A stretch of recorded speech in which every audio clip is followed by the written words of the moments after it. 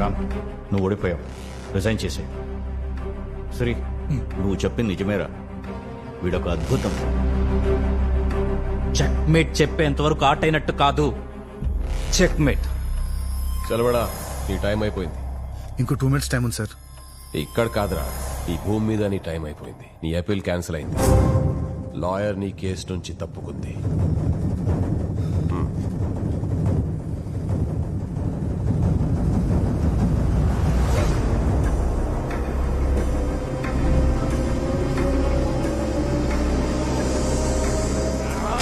ఇంకా 1 minute time ఉంది.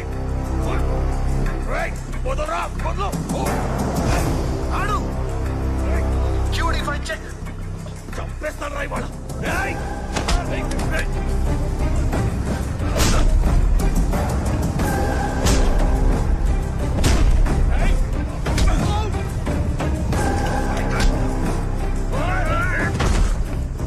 QD5 check.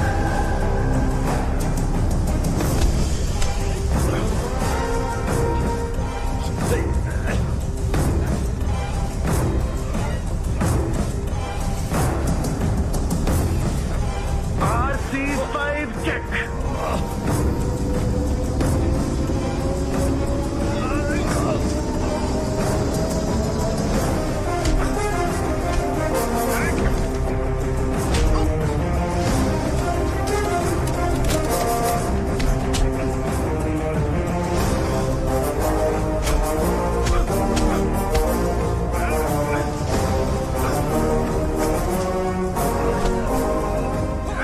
ఏం ఆడుతున్నా?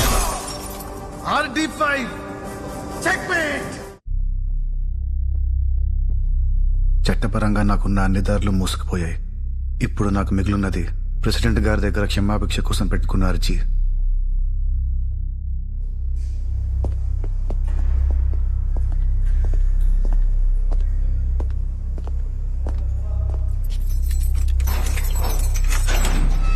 ఆదిత్య, ముసలోడు నిన్ను కలవాలంటున్నాడు.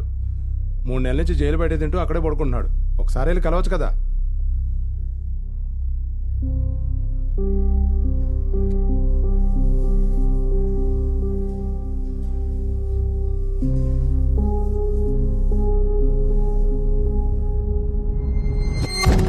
వన్ మంత్ నుంచి జైలు బయట వెయిట్ చేస్తున్నావంట.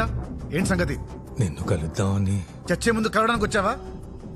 అది కాదు ఆదిత్య, ఒక విషయం అడుగుదా. క్యాపిచ్చి మాట్లాడకు. నెత్తిలో నరాలు చిట్టిపోతున్నాయి. మాటలు కక్కు. ఇంకో 10 రోజుల్లో నేషనల్ ఛాంపియన్షిప్ జరుగుతుంది. అందులో నువ్వు పార్టిసిపేట్ చేయాలి. చేసిన తర్వాత కామన్వెల్త్, ఆ తర్వాత గ్రాండ్ మాస్టర్, ఆ తర్వాత వరల్డ్ ఛాంపియన్షిప్. నేనా సామా? ఇంత వయసు పెరిగింది, బుద్ధి లేదా? అప్పీల్ క్యాన్సిల్ అయితే ఊరు తీస్తారని తెలుసు. వర్ణపతి కదలికని జాగ్రత్తగా గమనించమని చెప్పానా లేదా? మరి దాన్ని ఎలా మర్చిపోయావు?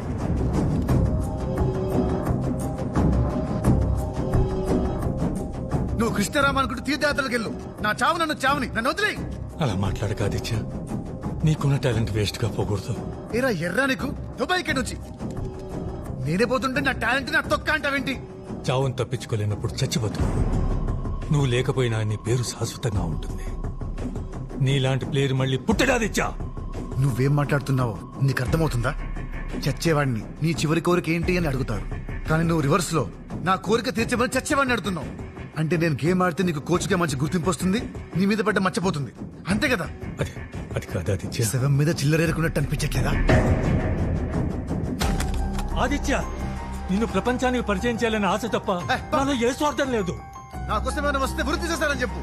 నువ్వు ఆడే వరకు ఈ జైలు బయట కూర్చుంటా. గుర్తుంచుకో.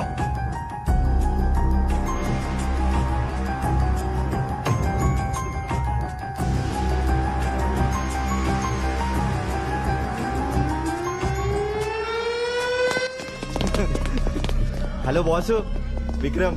వేదా, చదరంగంలో తోపంట. బయట ఉంటే పెద్ద ఛాంపియన్ అయ్యేవాడేమో. అలా మౌనంగా సమాధానం చెప్తే మాకు అర్థం కాదు బాస్. ఆ మౌనం వెనకాల భరించలేనంత బాధ ఉందేమోరా. మనం కొంచెం తీసుకుందాం. సరే.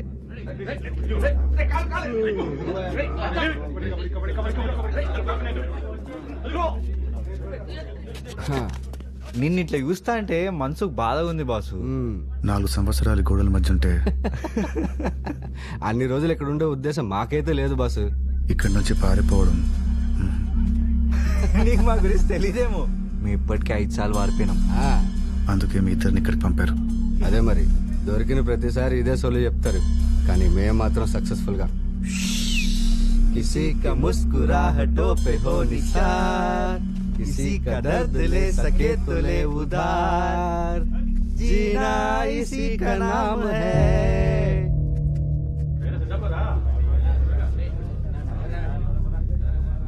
ఆదిత్య,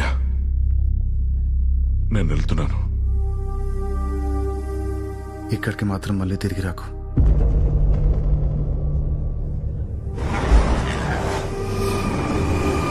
నాన్న, ఆదిత్య కేసులో క్షమాభిక్షకు అవకాశం ఉందా? రాష్ట్రపతి గారికి క్షమాభిక్ష పెట్టే పవర్ ఉంటుంది, కానీ పెట్టరు. ఇప్పుడున్న గవర్నమెంట్ ఇచ్చే రికమెండేషన్స్ పైన క్షమాభిక్ష ఇవ్వాలా లేదా అనేది డిసైడ్ చేస్తారు. సింపుల్ గా చెప్పాలంటే సంతకం పెట్టే టైంలో ఉన్న పరిణామాలను బట్టి అనుమతించాలా తిరస్కరించాలా అనేది ఆధారపడి ఉంటుంది. బాధిత కుటుంబాలు ఆదిత్య క్షమాభిక్ష పిటిషన్ మీద సంతకాలు చేస్తారా? చేస్తే ప్రతి ఒక్క సంతకం ఆదిత్యకి ఊపిరి పోస్తుంది. ఆదిత్యని కలవడానికి వెళ్తున్నాను. ఎవరిని కలవనన్నాడని చెప్పావుగా. జైలర్ 15 minutes పర్మిషన్ ఇచ్చారు. తన సెల్ దగ్గరికి వెళ్లి కలుస్తాను. 100 మంది గార్డులు 120 సీసీటీవీ కెమెరాల కంట పడకుండా తప్పించుకోవాలి. ఆదిత్య చెప్పినట్టు పారిపోవడం అంత సులువు కాదేమోరా. అరే వేద, భయం కన్నా అనుమానం చాలా డేంజర్ రా. మనస్సేకం వచసేకం కర్మానామేకం. మనం ఈ నుంచి పారిపోవడం మాత్రం ఖాయం. మనం పారిపోయిన తర్వాత న్యూస్ పేపర్లో హెడ్డింగ్ ఏం రాస్తారంటావు? The great escape.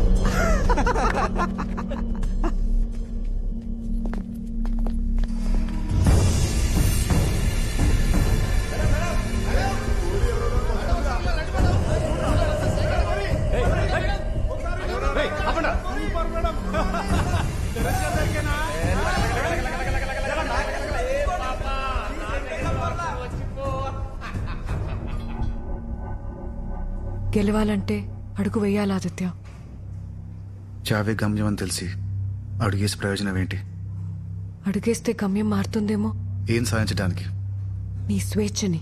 ఆట గెలిస్తే ప్రపంచానికి నువ్వు దగ్గరవుతావు. నీ మీదున్న పబ్లిక్ ఒపీనియన్ మారుతుంది.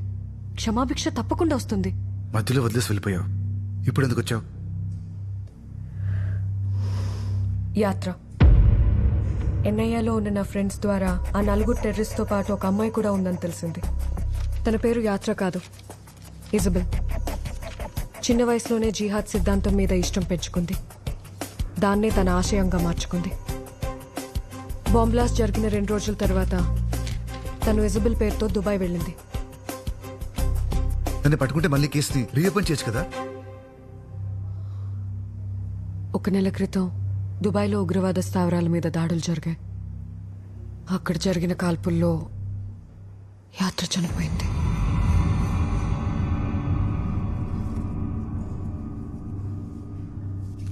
నీ ప్రాణాలు కాపాడుకోవడానికి నీకున్న ఒకే ఒక్క ఆప్షన్ నేషనల్ ఛాంపియన్షిప్ ఆడడం. గెలిస్తే క్షమాభిక్ష వస్తుందా? డెఫినెట్ గా వస్తుంది. చెస్ బుక్స్ తీసుకొచ్చాను.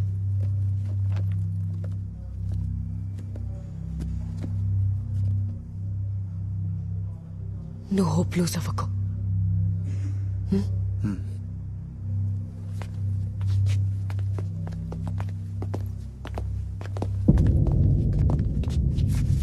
ఆదిత్య, ఐఎమ్ సారీ నేను నమ్మనందుకు.